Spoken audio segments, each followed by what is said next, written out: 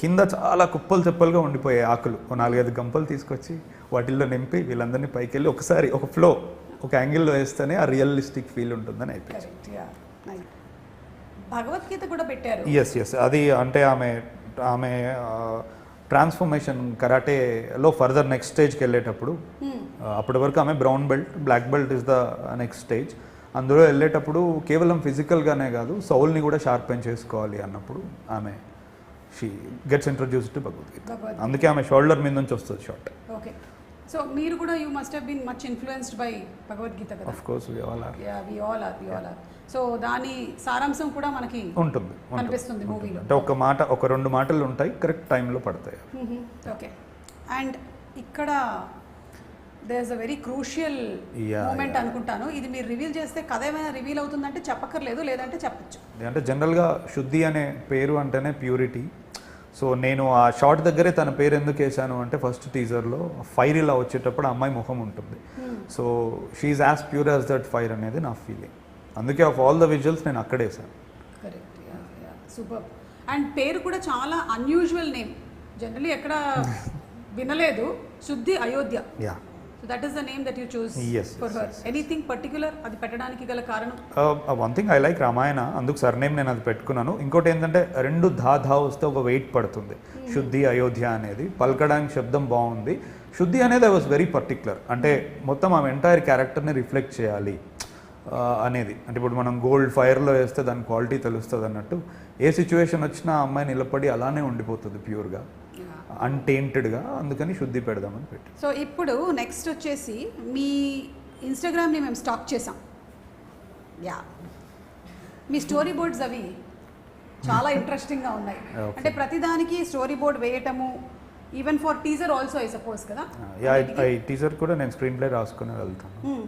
Anything you want to talk about this? అంటే more ప్రిపేర్డ్గా ఉంటాం మనం సెట్స్లో అని. టైంకి ఉన్న పీపుల్ యొక్క ఎనర్జీస్కి రెస్పెక్ట్ ఇస్తే బెటర్, అక్కడికి వెళ్ళాక వెతుక్కోవడం బదులు.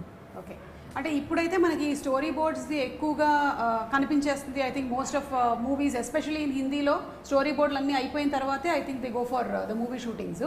కానీ ఇవన్నీ లేని రోజుల్లో కూడా నేను when I started my career and acting and all, I was so mesmerized by Bapu garu. I was about to say బాపు గారు.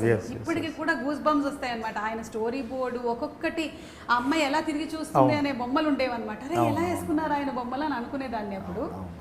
సో మీకు చూసే అవకాశం ఏమైనా దొరికిందా వాటివి స్టోరీ బోర్డ్స్? నా దగ్గర బాపు గారి బుక్స్ ఉన్నాయి. బాపు గారు పర్టికులర్గా ఫిలింని ఎలా ట్రాన్స్లేట్ చేస్తారు స్టోరీ బోర్డ్స్ నుంచి అనేది, అదేదో నీళ్ళలో బిందె ముంచుకొని వచ్చేదేదో ఉంటుంది జడ, అది ఇది అంతా నా దగ్గర ఉన్నాయి అవి. Okay, super. And yes, these all అది ఇందాక మనం చూసినటువంటి పిక్చర్ది. అండ్ ఎస్, ఇవన్నీ మీరే గీస్తారా? అవును, నేనే గీస్తాను. మీరే. Okay, so you're also an artist kind of. Ananthika face కొంచెం కరెక్ట్గా వచ్చినట్టు.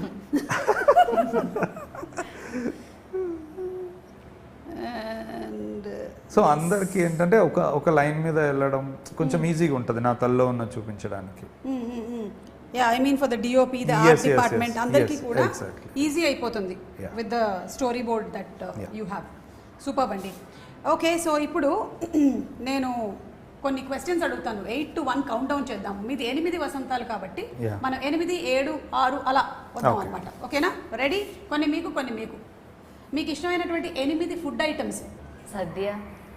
సద్యలోనే అన్నీ ఉంటాయి మొత్తం.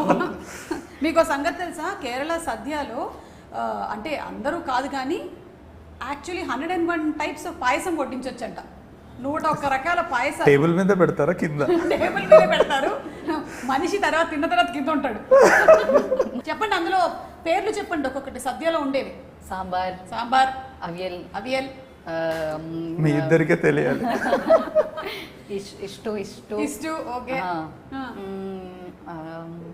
ఓలెన్, కాళన్, ఇంజిపుళి, మోరిగరి, క్యాబేజ్ కర్రీ, തോരൻ, പപ്പടം, പായസം പറയൂ.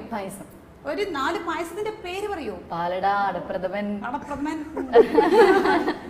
പാലട, അടപ്രഥമൻ, ഗോതമ്പ് പായസം, చక్కప్రథమన్. చక్కప్రథమన్. ఓకే, సో ఏంటంటే చక్కప్రథమన్ అంటే జాక్ ఫ్రూట్ పాయసం. ఓ ఓకే. ఓకే, పాలడ అంటే రైస్ ని యాక్చువల్లీ బాయిల్ చేసి దాన్ని చిన్న చిన్న ముక్కలు చేసి దానిని పాలలో వేసి చేసేటువంటి పాయసం పాలడ. ఓకే.